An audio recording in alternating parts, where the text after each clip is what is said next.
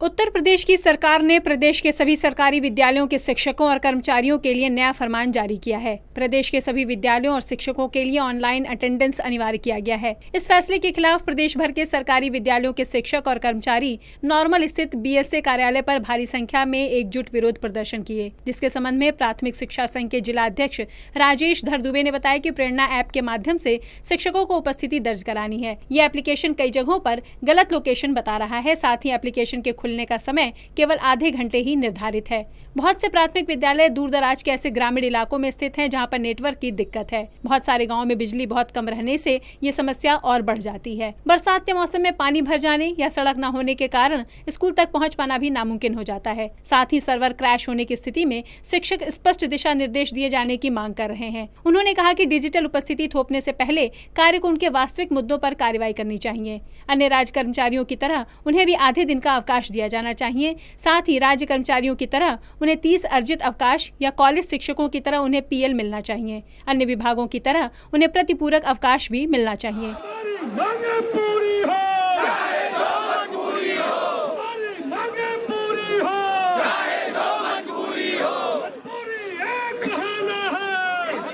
इस संबंध में मीडिया कर्मियों से बात करते हुए प्राथमिक शिक्षा संघ के जिला अध्यक्ष राजेश धर दुबे ने बताया कि उत्तर प्रदेश के बेसिक शिक्षा परिषद के अध्यापकों के लिए आनन फानन में विभाग द्वारा डिजिटल अटेंडेंस का फरमान जारी किया गया।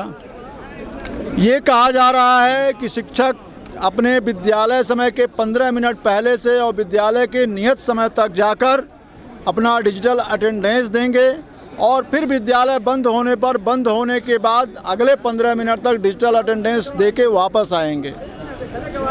हमने मांग किया है विभाग से और सरकार से कि आपने ये जो आनन फानन में आदेश ला दिया है, आपने फील्ड की मजबूरियों को नहीं सोचा न समझा।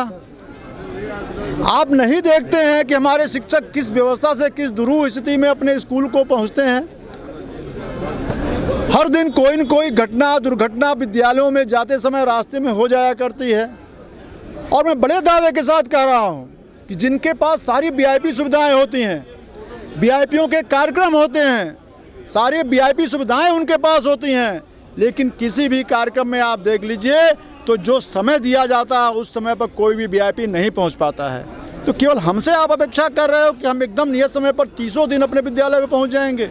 हम भी हाड़ और मांस के बने हुए लोग ही हैं। हम कहीं लोहे और कंकड़ पत्थर से बने नहीं हैं रोबोट कि हम अपने नियत समय पर उड़ेंगे और चले जाएंगे।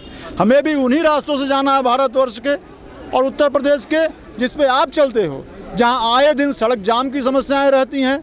दुर्घटनाएं होने पर पुलिस वाले ट्रैफिक जाम कर देते हैं। आपदा आने पर, चाहे बाढ़ या बारिश आने पर पेड़ गिर जाते हैं। तो हम भी महीने में 2 दिन, 1 दिन, 4 दिन, 10 मिनट, 5 मिनट विलम्ब हो सकते हैं, लेकिन ये सब बिना सोचे। हम 1 मिनट भी लेट होंगे, 8:01 पर अगर हमारी हाजिरी लगेगी तो हम पूरे दिन अनुपस्थित हो जाएंगे। फिर आप बताइए हम विद्यालय में जाके क्या करेंगे। इतनी संवेदनहीनता इस विभाग के अफसरों को हो गई है कि सरकार को गुमराह कर रहे हैं ये लोग। सरकार को सही बात नहीं बता रहे हैं और मीडिया में कह रहे हैं कि शिक्षक विरोध कर रहे हैं इसलिए कि उनको जाना ना पड़े। मैं बताना चाहता हूँ कि आप देखिए, यहाँ हज़ारों की संख्या में हमारे साथी आपके बीच यहाँ उपस्थित हैं। जहाँ तक कैमरा आप घुमा सकते हैं घुमाइए। देखिए, ये सारे लोग 2 बजे अपना विद्यालय पूरा करके 2 बजे के बाद इस प्रांगण में उपस्थित हुए हैं, क्योंकि आज हमारा कार्यक्रम है कि हम बीएसए के माध्यम से उत्तर प्रदेश सरकार और विभाग के अध्यक्ष डीजी महोदय को अपना ज्ञापन हम प्रस्तुत करेंगे। इसके अलावा आपको बताना चाहते हैं, आप मीडिया के साथी हैं, कि हम मान लीजिए पहुंच गए और पहुंचने के बाद कोई समस्या हमारे सामने आ गई। ये कहते हैं कि फिर आप 2 बजे के बाद जब डिजिटल अटेंडेंस दे देंगे तब वापस आएंगे। हम भी इंसान हैं, हम बीमार पड़ सकते हैं, हमारे परिवार में कोई कैजुअलिटी हो सकती है, या हमारे विद्यालय के किसी बच्चे के साथ कोई घटना घट सकती है।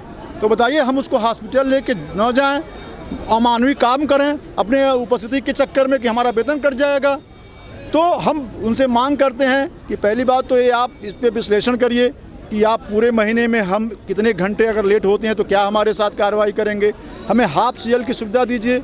हमारे पास, मैं आप लोगों को बताना चाहता हूं कि 14 सीएल के बाद कोई छुट्टी नहीं होती है।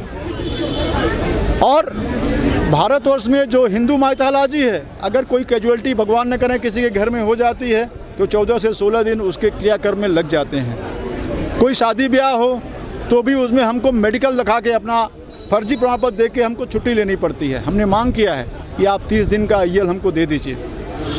इसके अलावा एक चीज़ और बड़ी विडम्बना है कि भारतवर्ष का हर एक नागरिक केवल बेसिक शिक्षा और माध्यमिक शिक्षा के अध्यापकों को छोड़ के सभी लोग स्वास्थ्य बीमा से आच्छादित हैं, चाहे वो सरकारी कर्मचारी हों, अधिकारी हों या फिर आम जनता हो। भारत सरकार ने आम जनता को भी आयुष्मान कार्ड दे दिया है कि वो 5 लाख तक स्वास्थ्य बीमा से आच्छादित हैं, लेकिन केवल हमारे शिक्षक साथी हैं प्राथमिक से लेकर माध्यमिक विद्यालयों तक कि उनको कोई भी स्वास्थ्य बीमा नहीं है। हम 2म दर्जे के नागरिक हैं, हम बीमार नहीं पड़ते हैं, हमारे भी बच्चे बीमार पड़ते हैं, हम भी बीमार पड़ सकते हैं। तो ऐसी दोहरी नागरिकता हमको क्यों आप दे रहे हैं?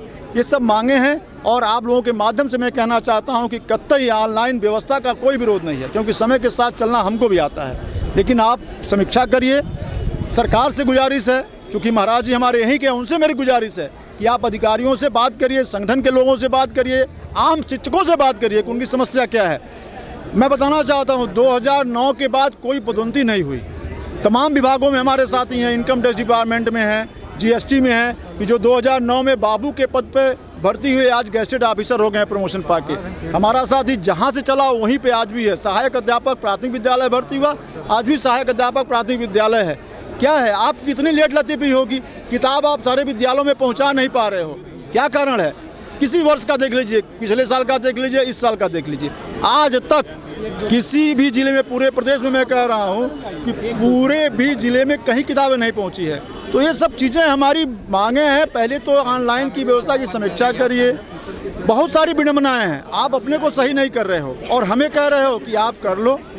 तो ये सब हमारी मांग है कि पहले ऑनलाइन जो डिजिटल व्यवस्था का आपने फरमान जारी किया है उस पर समीक्षा करिए, हमारी समस्याओं को समझिए और हमारी समस्याओं को समझने के बाद उसका समाधान करिए। हम बिल्कुल सरकार के आदेशों से के साथ कदम से कदम मिलाकर हमारे शिक्षक उनके साथ खड़े रहेंगे। अगर मांग पूरी नहीं होती है, मानी नहीं जाती, तो क्या रणनीति है? अब हमारी रणनीति देखिए, आज तो हम इसके पहले पूरा हम बता दे रहे हैं आपको कि हमने अपने एक अध्यापकों से सहमति ली है कि हम इस काले कानून के से असहमति व्यक्त करते हैं। इसके पहले 11 और 12 तारीख को हमारे सभी साथियों ने अपने शिक्षकों से बैठक करके असहमति लिया है। फिर हमारा ये दूसरे चरण का कार्यक्रम है कि आज हम ज्ञापन दे रहे हैं, नोटिस दे रहे हैं। 23 तारीख को हमारा इसी प्रांगण में धरना है। पूरे ज़िले के शिक्षक अवकाश लेके पूरे दिन 10 बजे से 2 बजे 3 बजे तक हम लोग इसी प्रांगण में रहेंगे। अपना आमर्श हम सरकार के समक्ष, विभाग के समक्ष व्यक्त करेंगे और इसके बाद अगर तब भी हमारी बात नहीं मानी जाती है तो फिर प्रांतीय स्तर पर भी हम एक निश्चित तिथि तय करके बड़ा आंदोलन करने की बात सोचेंगे और उसके बाद भी नहीं माना जाएगा तो फिर अनवरत एक कार्यक्रम हमारा चलता रहेगा। ऐसा नहीं है कि हम रुकने वाले हैं, क्योंकि यह काला कानून केवल हम ही पर क्यों थोपा जा रहा है। और ये व्यवहारिक रूप से कारपोरेट्स में भी देख लीजिए, कारपोरेट्स में भी बायोमेट्रिक लगा हुआ है। हमारे भी परिवार के या आप लोगों के परिवार के लोग कारपोरेट में काम करते होंगे, कारपोरेट में बायोमेट्रिक लगता है, पूरे महीने का कैलकुलेट होता है कि कितने घंटे लेट हुए हैं और ज़्यादा एक सीमा से अधिक होने पर उनकी एक छुट्टी काट दी जाती है, लेकिन अनुपस्थित नहीं किया जाता। हमारे लिए फरमान है कि 1 मिनट लेट होंगे तो अनुपस्थित कर दिए जाएंगे।